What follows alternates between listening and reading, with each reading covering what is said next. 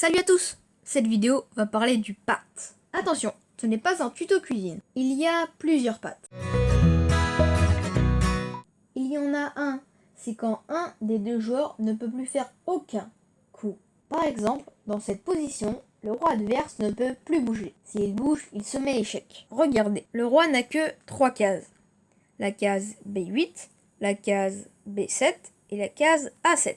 La case B8 est prise par la dame et les cases A7 et B7 sont prises par les deux pièces. Donc normalement, on bouge d'autres pièces, comme les pions. Sauf que les pions, eux aussi, ne peuvent plus bouger. Ils sont bloqués. Donc là, les noirs ne peuvent plus faire aucun coup. Les deux joueurs sont donc en position de patte. Aucun joueur n'a gagné, il y a égalité. Même si les blancs sont en supériorité numérique. En gros, c'est quand un des deux joueurs a mangé plus de pièces que l'adversaire. Ce patte-là arrive souvent en fin de partie, quand vous voulez mettre échec et mat votre adversaire. Ça peut être très négatif quand c'est vous qui êtes à 2 doigts de mettre échec et mat votre adversaire. Mais par contre, ça peut être hyper cool quand c'est vous qui êtes à 2 doigts de vous faire mater.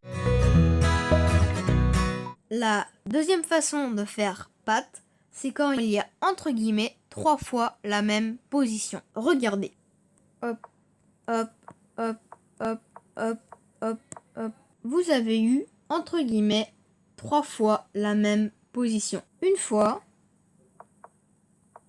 2 fois, et là, c'est entre guillemets la 3e fois. Il y a une dernière façon de faire patte. C'est quand vous pouvez toujours bouger, mais que c'est impossible de faire échec et mat. Par exemple, dans cette position, il n'y a que des rois. Et les rois ne peuvent pas se toucher. Donc, impossible de faire échec et mat. Allez, il ne reste plus qu'à mettre échec et mat votre adversaire. Et attention aux pattes. Salut!